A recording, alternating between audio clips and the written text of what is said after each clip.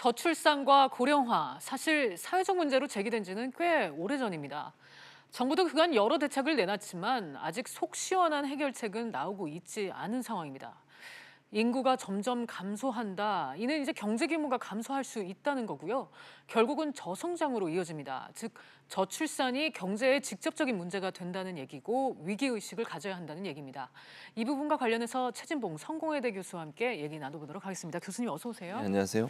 이 저출산에 따른 인구 감소, 여기에 고령화 문제, 하루 이틀 나온 얘기가 아닌데 그렇죠. 요즘은 이제 심화되는 그 속도, 상황에 대해서 여러 문제가 또 제기되고 있는 것 같습니다. 교수님은 현재 상황을 어떻게 보고 계십니까? 말씀하신 것처럼 심각한 상황이죠. 네. 지금 작년도 통계로 합계 출산율이라고 보통 그러거든요. 그 합계 출산율이 1.05명이에요. 네. 그러면 두 사람이 결혼해서 아이를 한 명 정도 낳는다는 거 네. 아니겠습니까? 근데 이게 더 떨어질 가능성이 있는 그런 상황이고요. 그렇게 되면 결국 인구는 자연스럽게 줄어들 수밖에 없죠. 실제로 혼인 건수하고 그다음에 인구 증가가 일정 부분 떨어지는 것으로 조사 결과가 나왔어요. 인구 네. 증가를 보면요. 그 작년 같은 게 19,000명 네. 정도가 늘어났는데 이게 이제 사망하신 분과 출생한 신생아의 숫자를 이렇게 플러스 마이너스해서 계산한 건데 역대 최저 수준입니다. 지난해 19,000명만 인구가 늘어났죠. 늘었다고요? 그런데 이 숫자가 줄어들고 있다는 데 네. 문제가 있다고 보여지고요. 지금 현재 우리나라 같은 경우에 지난해 출생 인구만 해도 35만 7,800명이었는데요. 이게 1970년대부터 통계를 잡기 시작했어요. 출생아 수에 대해서. 네. 그중에 47년 만에 최저치를 기록했습니다. 아. 그래서 속도가 상당히 빠르다는 게 문제가 될 수 있고 그리고 이제 그 인구가 전체적으로 감소하고 있는 문제, 이 문제 저출산 문제가 해결되지 않으면 인구 감소로 오고 그것이 결국 말씀하신 것처럼 경제 성장의 둔화나 경제에 큰 타격이 올 가능성이 있다고 보여집니다. 네, 이 인구 감소가 되는 것도 문제인데 그 속도가 정말 지나치게 지금 빠르다는 맞습니다. 게 문제라고 지금 말씀을 해주셨는데 네. 자, 요즘 고용 상황을 두고 쇼크다, 참사다 이렇게 표현을 하는데 저출산 문제도 만만치 않습니다. 지난해 이제 출생아 수를 봤더니 아까 말씀해 주신 것처럼 1.05명, 그러니까 예. 사상 최저치를 기록했는데 쉽게 말해서 이제 아이가 둘 있는 가구를 찾아보기는 힘들어졌다는 겁니다. 그게 이제 합계 출산율 0명대가 이제 현실화되는 거 아니냐, 이런 우려도 많이 나오고 사실 이 있죠. 우려가 현실화됐다고 볼 수 있는 게 이번 2분기, 올해 2분기까지 통계가 나온 게 있어요. 네. 올해 2분기까지 합계 출산율, 방금 말씀하신 건 작년도 합계 네. 전체 합계 출산율인데 올해 2분기만 기준으로 합계 출산율이 0.97명이에요. 이미 그러니까 0명대로 내려간 거네요. 내려간 거죠, 거의. 네. 그러니까 이 속도가 계속된다고 하면 네. 사실은 이제 더 아이를 낳는 숫자가 줄어들지 않겠습니까? 아니면 결혼해서 아이 갖지 않는 그런 부분도 생길 수 있을 네. 것이고요. 그렇게 됐을 때 과연 그러면 이게 이제 인구는 점점 줄어들게 되잖아요. 지금 지난해 출산율을 유지한다고 가정을 해볼게요. 1.05명을 유지한다는 가정하에 보면 전체 인구가 당초 예상보다 4년 빠른 네. 2027년부터 전체 인구수가 줄어들게 돼요. 아. 그러니까 현상 유지도 안 되고 네. 그래서 2027년부터 줄어들게 되니까 그때부터는 이제 심각한 타격이 올 수밖에 없고 고용 쇼크나 고용 상황도 문제가 되는 게 이렇게 되면 생산 인구가 감소하지 않겠습니까? 제조업에 종사할 수 있는 인구도 감소하게 될 것이고요. 그럼 결국 우리 생산할 수 있는 인구가 줄어들게 되니까 생산의 효율성이나 활성화 부분도 떨어지게 될 것이고 그것이 경제에 악영향을 줄 것이고 우리 사회 경제 발전에도 치명적인 부작용으로 작용할 가능성이 있는 상황이라고 볼 수 있겠습니다. 네, 그러니까 작년 출산율인 1.05명으로 봤을 때 2027년부터 인구가 줄어들고 인구가 줄어드는 거는 이 생산성 저하 그리고 이제 경제에 타격을 주는 걸로 이어진다고 말씀을 해주셨습니다. 네.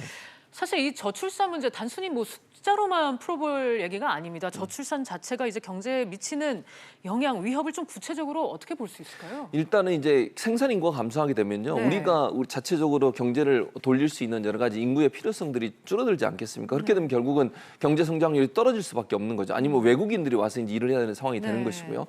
그렇게 됐을 때는 결국 경제를 돌릴 수 있는 어떤 시스템 자체가 부족하게 되죠. 그러니까 물론 이제 기술이 발전하게 되면 사람들이 할 수 있는 노동력이 일정 부분 제한될 수는 있지만 그럼에도 불구하고 사람의 노동력이 필요한 부분들은 계속 지속될 수밖에 없는데 생산 인구가 감소하고 만약에 지금 현재 보면 노령화 시대는 점점 심화되는 거 아니겠습니까? 네. 그랬을 때 과연 그러면 노령화 시대에 연금을 받는 분들을 과연 생산 인구들이 충분히 떠받들 수 있을까 하는 부분에 논란이 될 수밖에 없어요. 지금도 국민연금이 이런 이제 저출산이나 고령화 시대가 되면서 점점 고갈 시점이 빨라진다고 지금 얘기하고 있고 그것도 논란이 되고 있는 상황 아니겠습니까?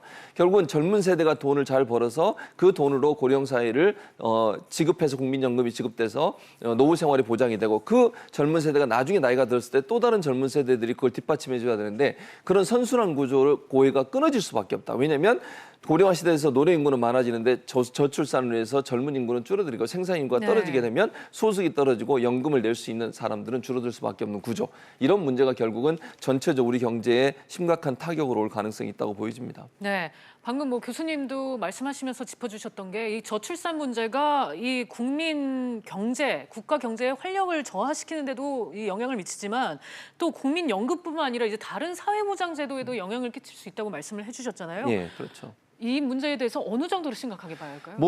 상당히 심각하게 봐야 돼요. 무슨 말씀이냐면 이 저출산 문제가 계속되면요. 사회보장이라고 하는 부분도 사실은 사람들이 돈을 많이 벌어가지고 그 돈을 가지고 복지 예산을 쓸 수 있도록 돼야 되는 거잖아요. 근데 생산인구가 줄어들면 생산성이 줄어들고 결국 돈을 벌 수 있는 사람의 숫자가 줄어들게 됩니다. 그럼 세금을 내는 사람도 줄어들겠죠, 당연히. 그렇게 됐을 때 그러면 사회보장제도를 떠받들고 있는 세금이라든지 복지 혜택을 줄 수 있는 어떤 세수 자체가 줄어드는 영향을 가져올 수밖에 없다는 거죠. 그렇게 되면 결국은 우리가 정부나 아니면 국가나 지방자치단체에서 할 수 있는 사회보장제도를 운영할 수 있는 자금이 떨어지게 되는 것이고 그건 결국 사회보장제도가 전체적으로 질이 떨어지거나 아니면 중단되는 그런 위험성에 놓칠 수밖에 없다.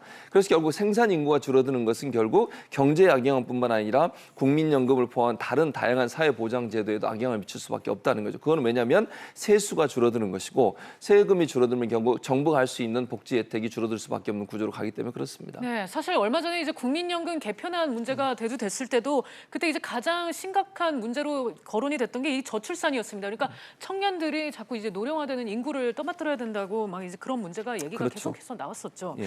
이 저출산 얘기 문제점들을 정말 짚고 넘어가야 되는데 많은 분들이 이제 안 낳는 게 아니다, 못 낳는 거다, 뭐 이렇게들 얘기를 합니다. 이거 어느 정도로 사실일까요?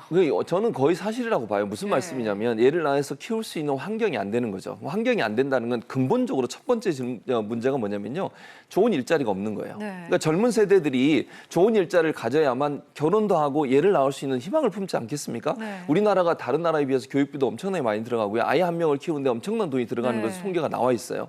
그렇다고 하면 어떤 사람이 결혼해서 내가 결혼도 하고 출산도 하겠다는 계획을 세울 때는 일정 부분 그게 보장된다고 하는 그런 어떤 계획이 있어야 되지 않겠습니까? 그러려면 좋은 일자리가 있어야 되겠죠. 좋은 일자리가 많이 생기면 젊은이들이 일자리를 갖게 되고 일자리를 갖게 되면 경제적으로 안정된 상황에서 결혼도 하고 출산할 수 있는 계획을 세울 텐데 지금 상황에서는 그런 상황이 안 되는 거죠. 그러니까 결국 일자리가 없는 것도 이 저출산 문제의 중요한 요인이라고 저는 봐요. 그리고 가임 여성 인구라고 하죠. 보통 30세, 34세 정도 되는데 이분들의 숫자가 줄고 있어요, 지금.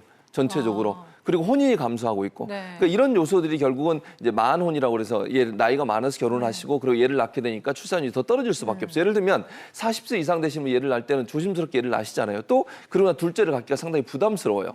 나이가 있기 때문에. 그렇기 때문에 결국 젊은 나이에 좋은 일자리를 많이 만들어주면 젊은이들이 일도 하면서 삶도 즐길 수 있는, 즉 안정된 어떤 직장을 갖게 되면 결혼 출산에서 긍정적인 생각을 갖게 될 것이고 그것이 결국은 저출산 대책이 될 텐데 그런 대책보다는 현금을 주거나 아니면 당장 보육료를 주는 쪽으로 접근하다 보니까 장기적인 관점에서 봤을 때 저출산이 제대로 해결될 수 없는 상황이라고 보여집니다. 네, 교수님 궁금한 게요. 이런 저출산 문제를 전 세계에서 우리나라만 겪는 건 아닐 텐데 그렇죠.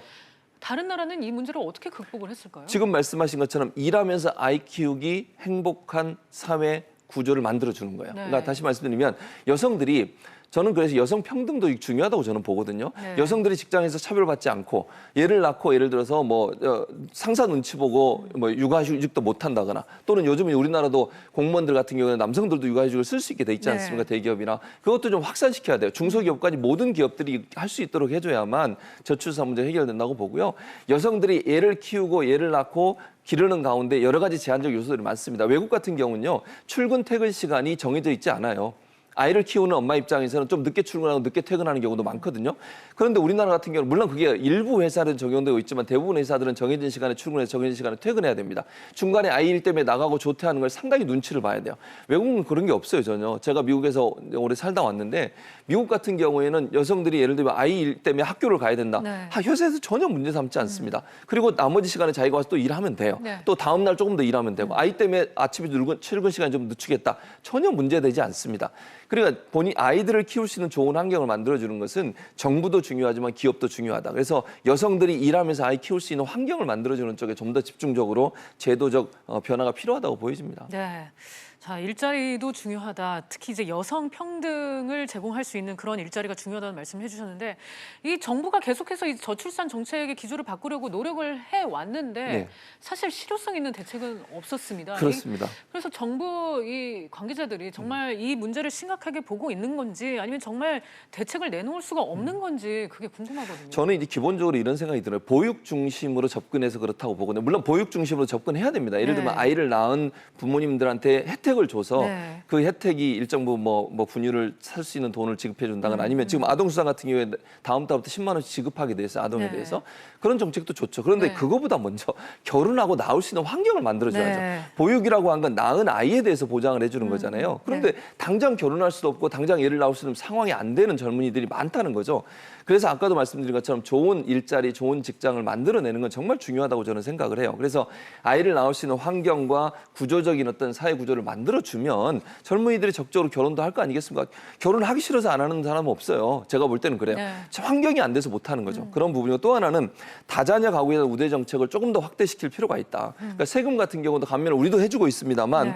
이 부분을 조금 더 강화시킬 필요가 있고 또 하나는 이 저출산 대책을요 부처마다 다 심지어 국토교통부까지도 저출산 대책 갖고 있거든요. 일원화시켜야 됩니다. 너무 부서들이 따로따로 돈을 네. 가져다가 쓰니까 엄청난 돈 지금 뭐 현재 38조 원 정도예요. 내년 예산이 저출산 예산이. 근데 이게 분산돼 있다 보니까 효율적으로 이 네. 돈이 쓰이는 부분에 부족함이 있다. 그러면 한 부서가 좀 통합해서 돈을 집행할 수 있도록 만들어주면 활동은 부처가 하더라도 그런 통합된 어떤 일원화된 저출산 대책을 만드는 부처가 있어야 된다. 이런 생각이 듭니다. 네, 지금까지 정부의 이 저출산 대책은 너무 뭐 보육 중심으로만 보고 있다. 그리고 너무 분산화돼 있다. 이렇게 지적을 해주셨습니다. 정말 결혼하고 애를 낳을 수 있는 환경이 빨리 만들어져야 될 것 같습니다. 교수님 오늘 말씀 여기까지 드릴게요. 네, 감사합니다. 감사합니다.